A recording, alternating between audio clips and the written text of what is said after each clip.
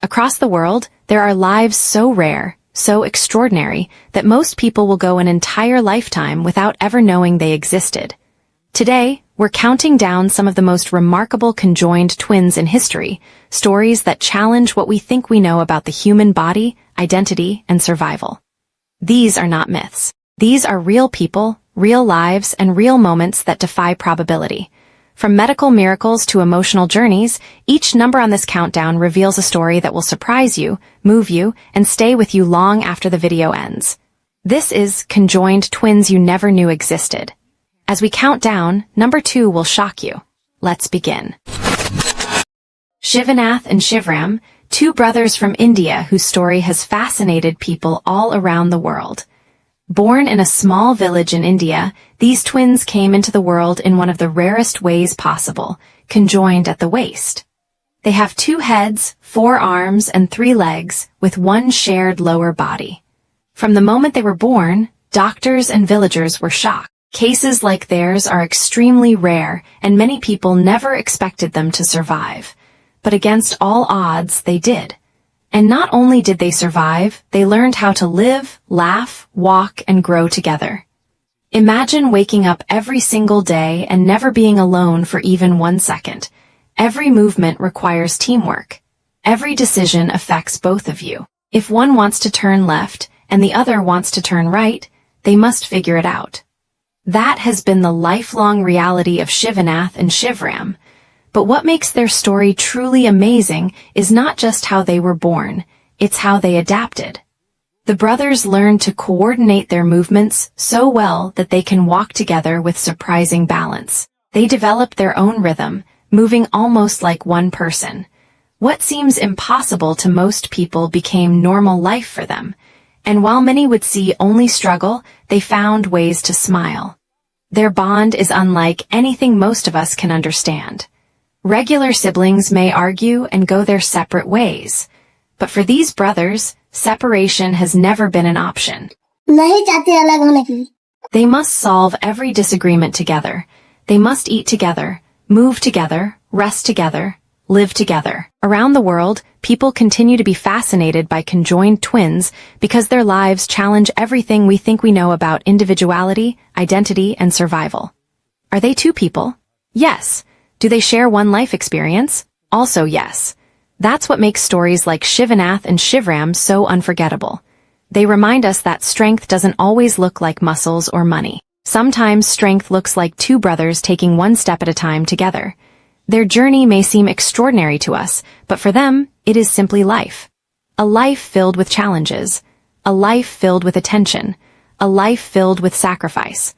But also, a life filled with connection that no one else on earth could truly replicate. What do you think? Could you live one day in their shoes? Let me know in the comments. And if you enjoy rare and unbelievable real-life stories like this, don't forget to like, subscribe, and turn on notifications for more.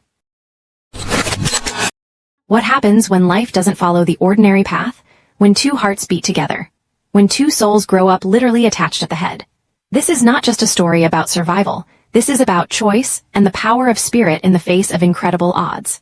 This is the story of Joy and Joyce, twins from the Philippines who defied expectations and inspired thousands around the world. Joy and Joyce Magsino entered the world already remarkable. Born with their skulls fused together, a rare condition called craniopagus, where twins are joined at the head.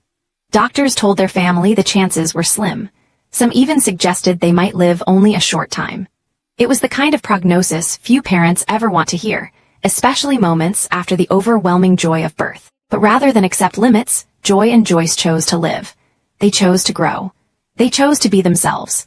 And with every passing year, they proved those early expectations wrong.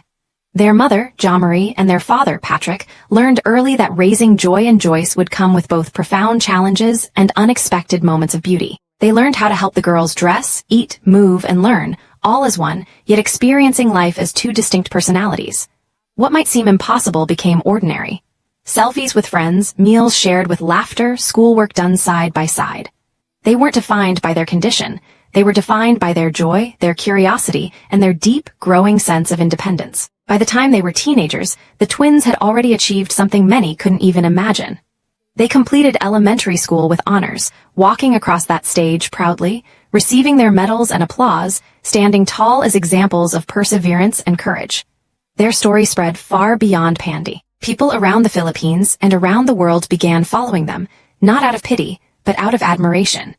On TikTok, they found a voice, sharing lighthearted videos with siblings, enjoying fun moments that showed the twins not as curiosities, but as normal girls with dreams, friendships, and personalities as distinct as their laugh and their smiles. As remarkable as their life together was, Joy and Joyce dreamed of something even bigger, the possibility of being separated into two independent lives. But that dream came with a heavy question. Would medical science allow it? Could they survive? Could they live separate, individual lives? Doctors say the surgery is possible in rare cases, but it's extremely risky, especially when twins are connected at the head. One slip could mean the loss of one twin or both. Their parents longed to see them live independently, to walk their own paths, but every step toward that dream carries danger. Yet even without separation, Joy and Joyce live life fully. They take selfies with friends. They eat at fast food restaurants. They go out and have fun like teens all across the world. Their mother has said it wasn't always easy. Childhood was demanding, caregiving was complex, and everyday tasks required patience and cooperation.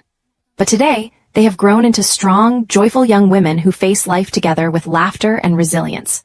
People cheer for them, not just because of what they overcame, but because of how they embrace life. They inspire others to live with courage, with kindness, and with grace. Not every viral story is about adversity. Not every challenge shapes a hero. But in the case of Joy and Joyce, their journey shows us something profound.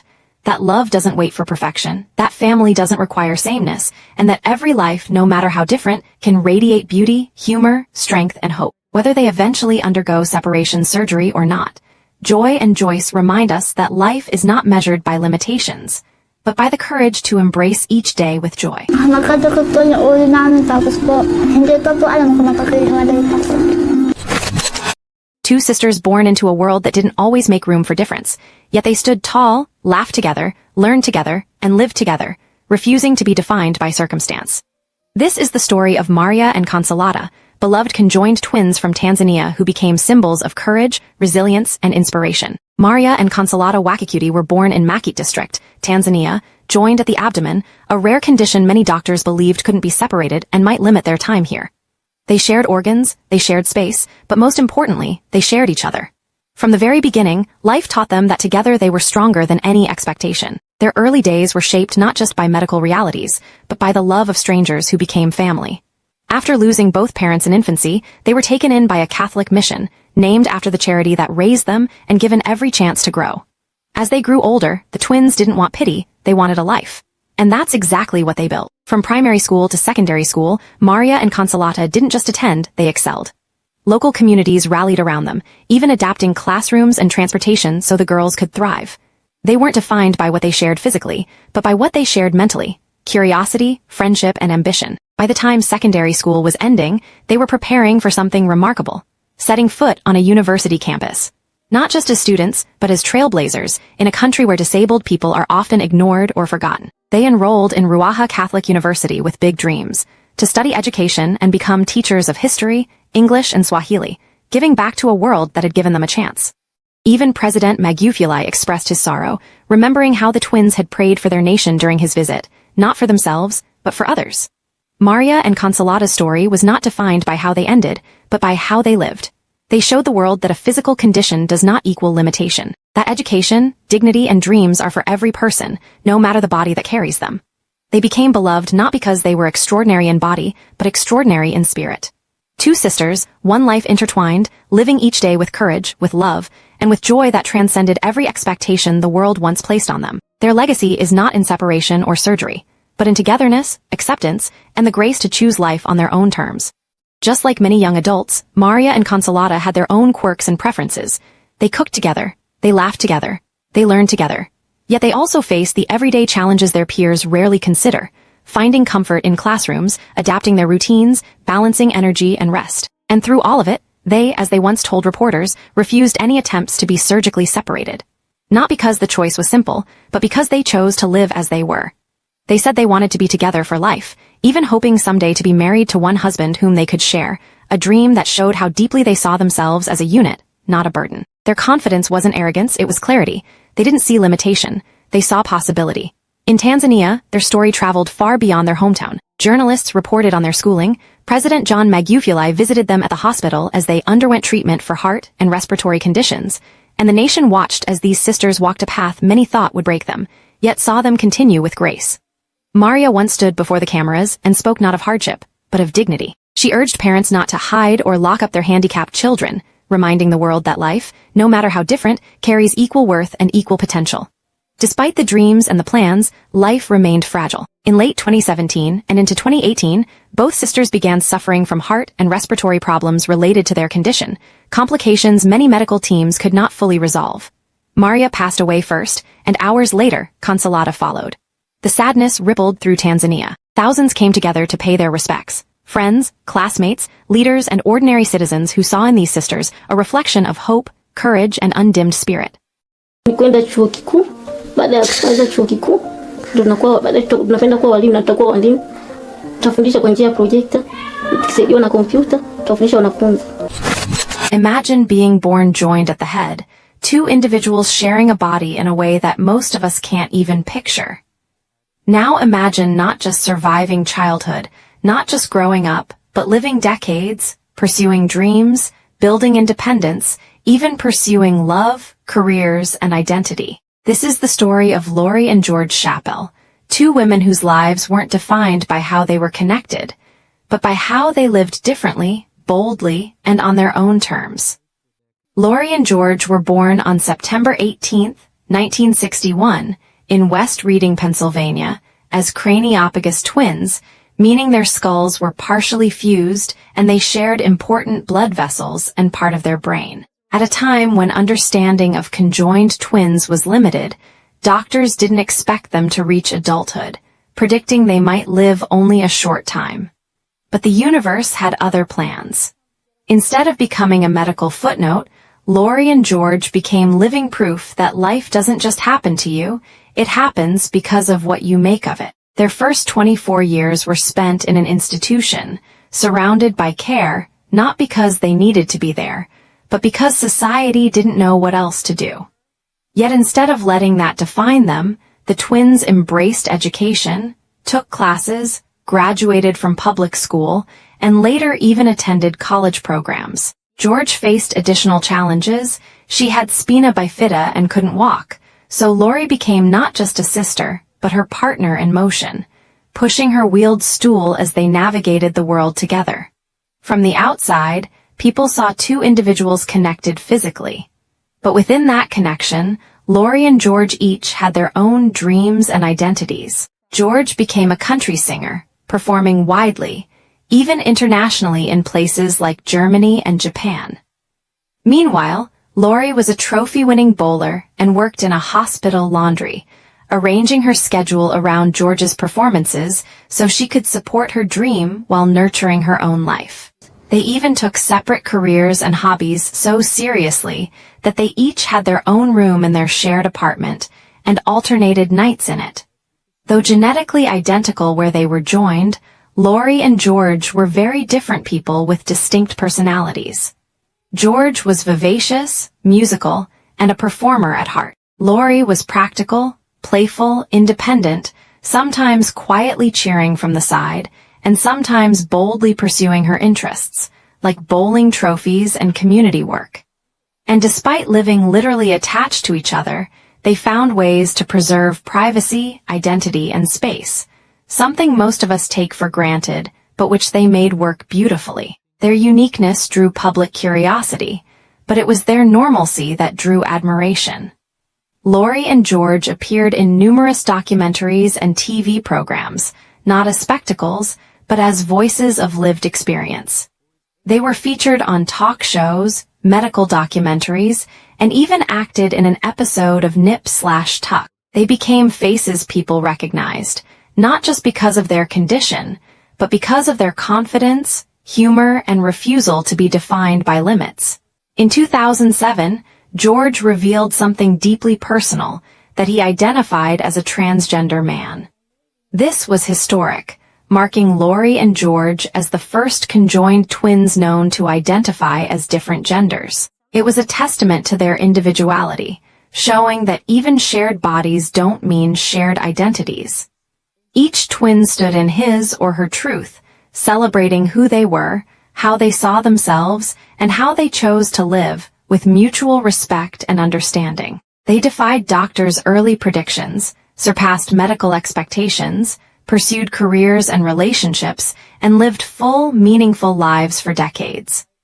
Lori and George passed away on April 7, 2024, at the age of 62, the world's oldest conjoined twins, leaving behind a legacy of courage, individuality, humor, and humanity.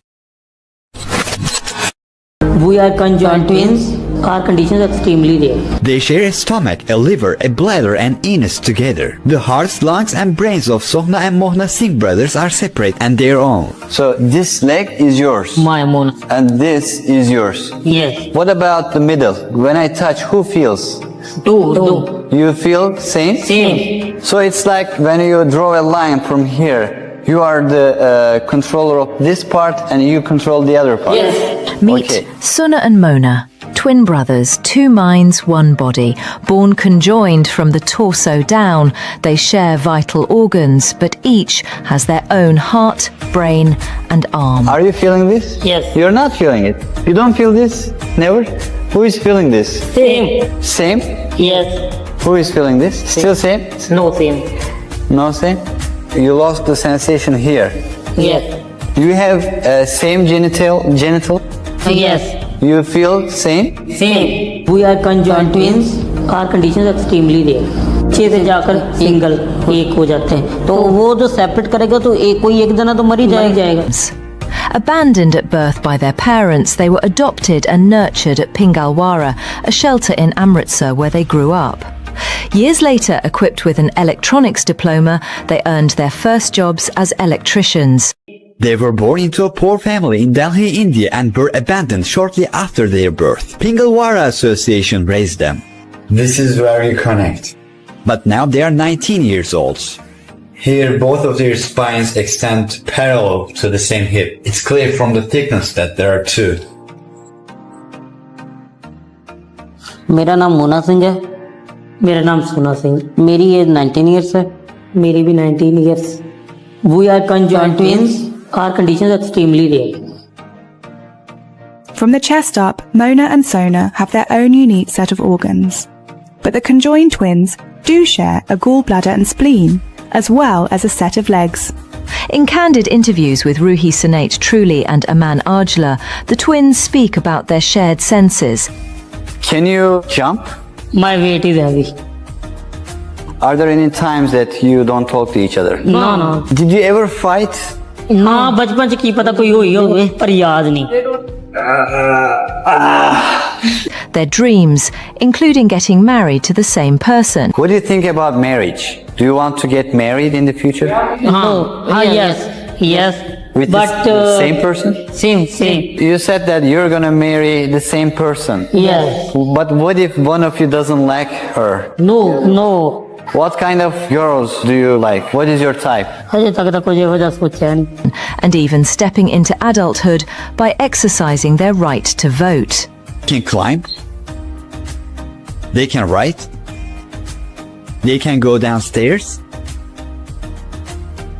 And they can go to work with their electric vehicle. Mohana is responsible for the brake, Sohna for the accelerator pedal, and they control the steering together. Here, 2 different human brains communicate and coordinate. जिंदगी दी है, हम जी रहे हैं. हमने सोचा कि जब तक जी रहे हैं हमने अपना नाम कमाना है, जो अखीर तक एंड तक दुनिया है ना, और आगे तक मंजिल हासिल करना चाहते हैं. तो बाद इलेक्ट्रिकल इंजीनियरिंग की थी, ਅਸੀਂ गवर्नमेंट जॉब कर. You are working as an electrician. Yes. How much salary do you earn? 20,000. Do you get 2 salaries? 1 salary. Have you ever been in love? No. Have you ever fallen in love with same person maybe? Yes. So you have the same phone or you have separate phones?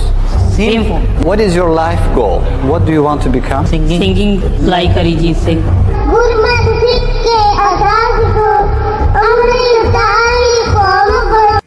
Suna and Mona's story isn't just about being conjoined, it's a testament to resilience. Drop your thoughts in the comment section. I've never seen a case like this before. We met one case every 1 or 2 million newborn. So it's absolutely rare. Some stories take your breath away, not because they start unexpectedly, but because they end in a way the world never thought possible. 2 girls born joined at the back of their heads, a condition so rare that only a handful of cases ever appear in medical history. One family from a small town, a mother who loved without limits, and a surgery that would change everything. This is the journey of Irvina and Profina, twin sisters who were born together but learned to live apart and fully alive. Irvina and Profina Bangalo were born on June 29, 2018, in Bakai, a town in the Central African Republic. With a condition many doctors had never seen before, their skulls were fused back to back, and they shared not just bone but critical blood vessels around their brains. This wasn't a typical twin birth. It was a medical mystery and a challenge that even seasoned surgeons had to study carefully before imagining whether separation was even feasible. Cases like this are so rare they happen in only a handful of births around the globe. And yet, these twins were loved from the very first moment. Their mother, Ermin, didn't think, why them? She thought, what will give them life? The first step toward a new beginning wasn't in a high-tech hospital in Europe. It started with a connection of compassion. Italy's Bambino Gesù Pediatric Hospital, a hospital supported by the Vatican with a mission to help children around the world, heard about the twins and offered help. Doctors, nurses, specialists, a whole team began to research, scan, plan, and simulate what would be one of the most challenging surgeries in pediatric neurosurgery. The sisters were flown from Bangui, Car to Rome. For years, they trained not just their bodies but their minds. They learned to move, to walk, and slowly began recognizing each other with the help of mirrors, so they could see their own faces before ever being separated. Doctors knew this wouldn't be a single operation. It would be a sequence, building up to a moment no one could afford to get wrong. The first 2 surgeries created independent blood vessel networks so each girl could survive on her own, a delicate dance of precision and patience that took months of preparation. Then came the pivotal moment, the final separation. 18 hours, 30 experts working in harmony. Deep within the Vatican-owned hospital, surgeons cut what once could not be divided, and for the first time, Irvina and Profina stood as 2 individuals instead of one shared body. When the surgeons removed the last connection, the room erupted, not in relief, but in joy, because this was more than a medical victory, it was a life-giving miracle. After years of sharing space and sound but never face-to-face sight, the separated twins finally saw each other's expressions, not through a mirror, but directly, living as 2 separate souls. At their second birthday celebration, they clapped, smiled, and waved, celebrating not just their birth, but the rebirth they had experienced through separation. Their mother stood by them, tears in her eyes, but hope in her heart. She said what every parent dreams of, that her daughters could now run, laugh, study, and perhaps even become doctors to heal and help others. Doctors involved in the case called it one of the rarest and most complex forms of cranial fusion in the world, a condition so challenging that many teams wouldn't attempt it. But this wasn't just about cutting bone or separating veins. It was about giving 2 children a chance to experience life as individuals, with their own experiences, their own future, and their own paths forward. After the surgery, they continued to recover, wearing protective helmets as their skulls healed, dancing to music in their rooms, and showing the delight of children who are alive to play, learn, and grow. I saw the mother the day after in the morning, and the mother looked at me, she ran to me, and she started jumping of happiness. And so I follow her. So we jump. Ask them if they'd consider being separated, and their answer is well rehearsed. Together? Yes. No way. God made us this way, let God separate us. What would it feel like to be born united with your brother and never let go? Not in spirit, not in dreams, not in life itself. In a world where most conjoined twins don't survive infancy, 2 boys from Ohio did something no one expected. They lived full lives, rich with experience, joy, challenge, and global recognition. This is not just a story of survival. It's a story of legacy. Ronnie and Donnie Gallion were born on October 28, 1951, in Dayton, Ohio, joined at the abdomen and pelvis, a rare form of conjoinment that many doctors believed couldn't be safely separated. From the start, they each had their own heart, lungs, and kidneys, their own arms and legs, but they also shared part of their digestive and lower systems. They were one body intertwined in a way most people can barely imagine. Doctors decided it was too dangerous to separate them, and so their journey together began. The world didn't know what to do with Ronnie and Donnie at first, and neither did some local schools, who turned them away simply because other children would be distracted. With 9 siblings at home and a family to support, their father Wesley made a tough decision. He took his sons on the road. What started as necessity became destiny.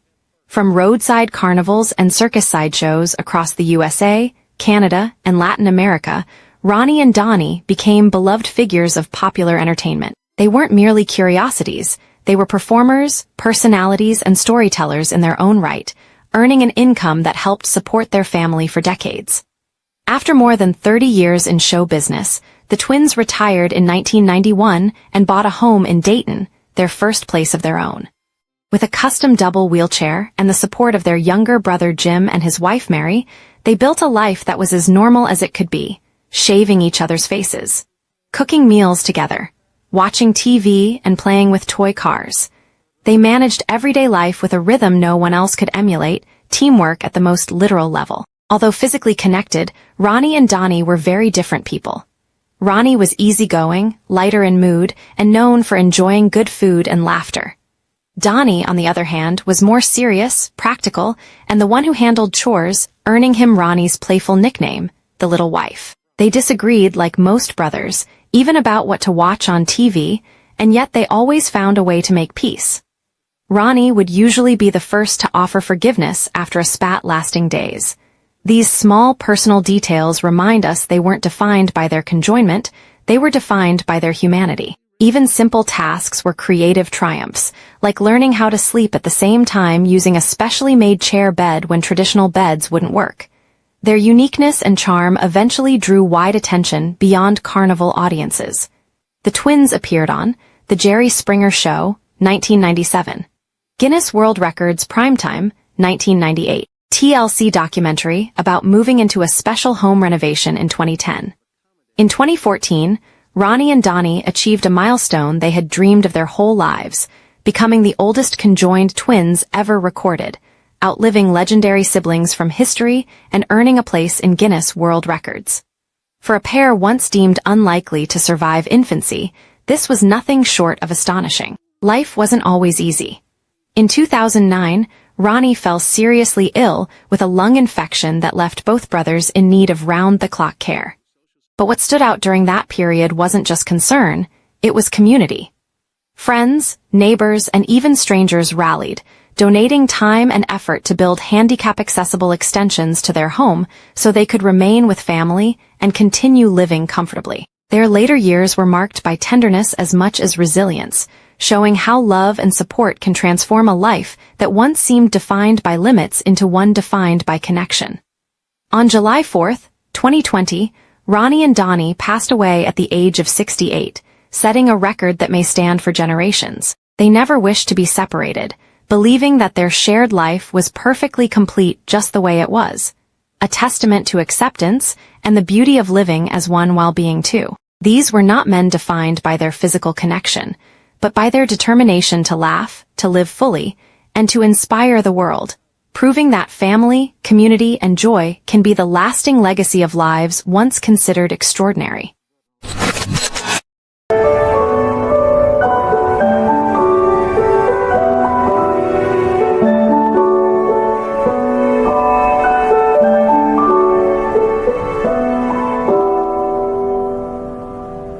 Krista and Tatiana Hogan, Canadian Craniopagus twins, born in 2006 with their skulls, and crucially their brains, connected via a rare thalamic bridge.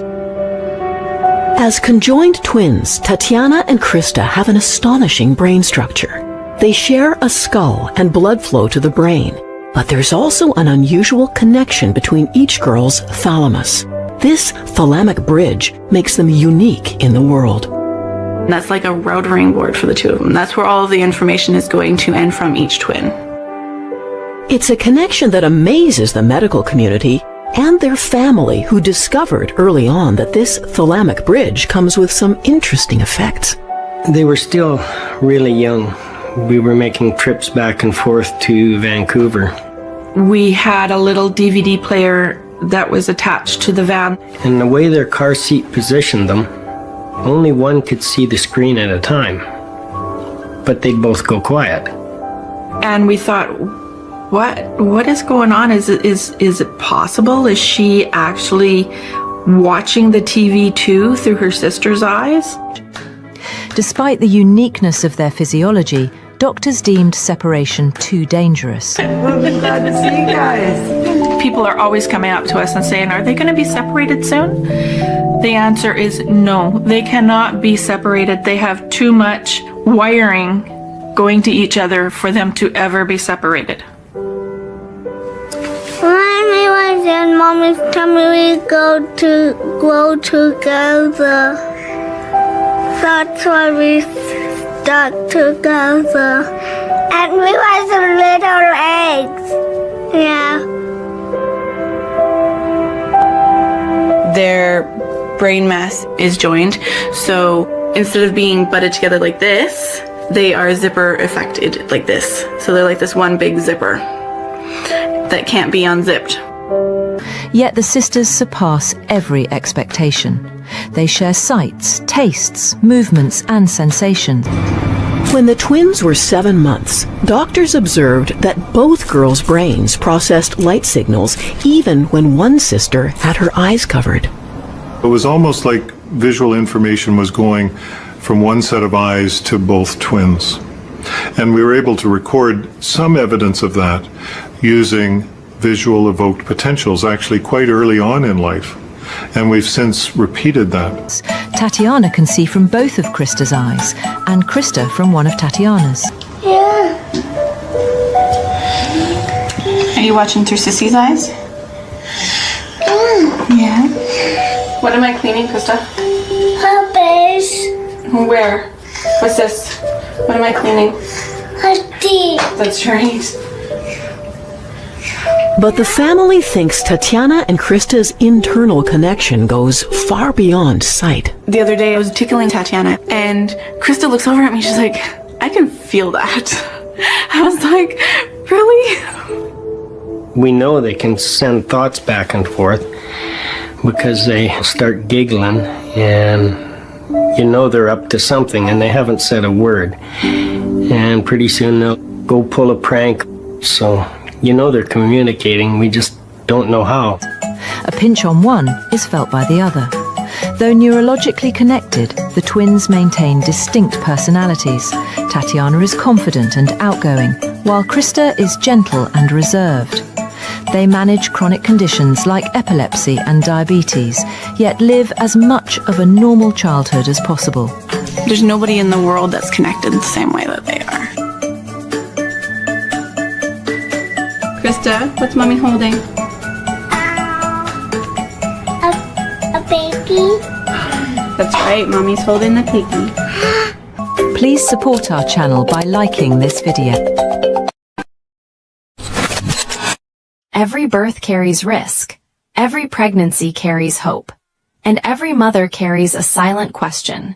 Will my baby be okay?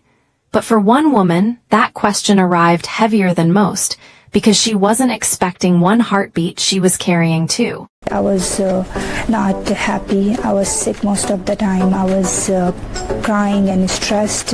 We had no clue that what is going on. This is the true story of Elle and Ali, two little girls whose lives began intertwined, and whose journey would become a quiet miracle of strength, medicine, and unconditional love. All the doctors, they ran to a corner and they were, everyone was shocked in that room. When doctors told their mother she was carrying conjoined twins, joy and fear entered the room at the same time. Conjoined births are rare. They carry medical uncertainty, emotional weight, and risks no parent ever prepares for. I've never, seen conjoined twins before, but they were looking so beautiful. But instead of panic, their mother chose presence. She didn't ask, why me? She asked, how do I love them best? So incredible, I started, crying, and I was so happy. Elle and Ali were born joined at the pelvics, sharing organs, sharing space, sharing a beginning no one could fully predict.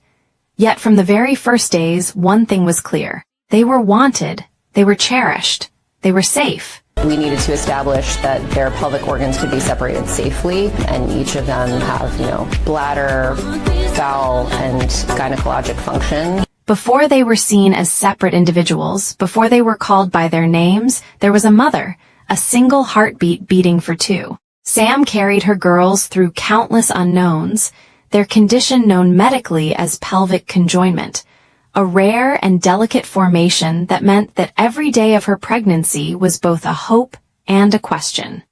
But their parents believed their best life would come through a separation surgery. The family was living in the Middle East, and Sam searched the world for the best doctors. For every mother, the journey from pregnancy to birth carries risk. For Sam, that risk was multiplied, not just because she was carrying twins, but because those twins were physically connected in a way that presented medical challenges most of us never have to imagine. It's not often we get these patients dropping into our clinic in this way. When the girls were born, the world saw 4 tiny limbs and 2 tiny faces, but their mother saw infinite possibility. Doctors explained the complexity, the shared structures at the pelvis, the risks of separation, the long hours ahead, the unknowns no one could fully predict. I just took my laptop and I started looking for all the hospitals, articles, research papers. And through it all, Sam listened, not with fear but with resolve. So, how many conjoined twins are there in the world? What kind of conjoined twins exist? The separation surgery was not a single moment, it was a chapter. The family moved to Seattle, and within days, Sam wheeled the girls into Seattle Children's Hospital. Surgeons worked with incredible care, planning for days, rehearsing steps, coordinating teams.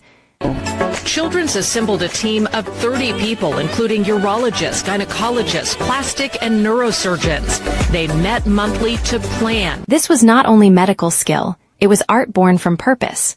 The procedure took hours, long enough to feel like a lifetime from the waiting rooms, long enough for Sam's heartbeats to align with each tick of the clock. When the girls were 15 months old, they went into the operating room for an 18-hour surgery. And then it happened. 2 babies once connected at the pelvis were gently and successfully brought into the world as 2 individuals. We think about surgery all the time, and we have very focused plans. Patients are very complex, but I've never thought about an operation for 6 months before. Each with her own space, her own body, her own potential. It was not miraculous in the fairy tale sense.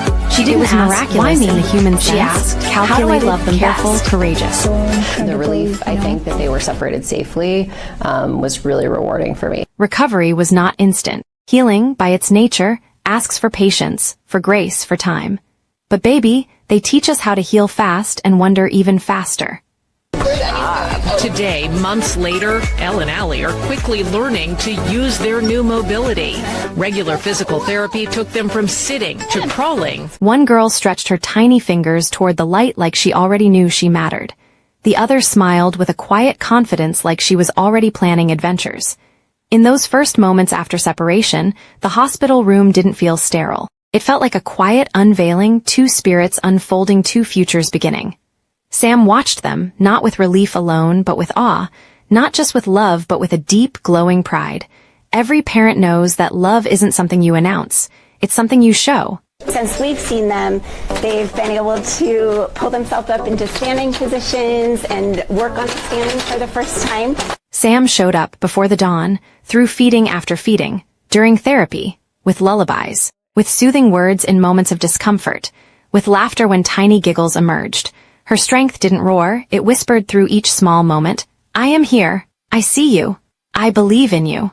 And her girls, they responded with something pure and beautiful. They grew, they learned, they became distinct little people, not because they were separated, but because they were always meant to shine. They were smiling and they were also confused, like what's going on and why she's on other crib. Elle and Ali remind us that strength doesn't always roar. Sometimes it whispers in hospital hallways. Sometimes it sits quietly beside an incubator. Sometimes it looks like a mother choosing hope again and again. Soon they'll be walking and running. Another piece of their development is more emotional. For more than a year, they only knew life together. Their story doesn't erase the risks of childbirth. It doesn't deny how hard motherhood can be, especially when special needs are involved. Instead, it shows us this truth. Even in uncertainty, beauty can grow. Today, Elle and Ali are thriving, two little girls with their own paths, their own laughter, their own lives. They began together. They continue together. Not because they must, but because love chose them both. Were you concerned at all about what it would be like for them to not be connected anymore? They have different personalities, different likes and dislikes, but there's some way they're still connected. And behind them stands a mother whose strength didn't make headlines, but made miracles possible. This is not just a story of separation. It is a story of connection, of courage, and of a love strong enough to carry two hearts until they were ready to walk on their own. It is about a mother who loved with bravery, two girls who grew into themselves, a journey that moved from uncertainty to wonder. They remind us that even when life is hardest to understand, beautiful beginnings can still take shape. Because love always finds a way. They start noticing, where's my sister and why I'm here alone. So I think they always want to be together. They can be together, but by choice. Are Mackenzie and Macy Garrison born in 2002 as triplets in Iowa, though two of them, Mackenzie and Macy, were conjoined at the pelvis and shared a third limb, an extraordinary and risky condition. At 10 months old, they underwent a 24-hour separation surgery at Children's Hospital Los Angeles. Led by Dr. James Stein and an army of specialists, the surgery successfully separated their fused bodies and saved their lives, allowing them to grow up with prosthetics and crutches. Today, the twins live in rural Iowa with their triplet sister, Madeline, embracing the pace of normal teenage life. Mackenzie is drawn to agriculture and sciences, while Macy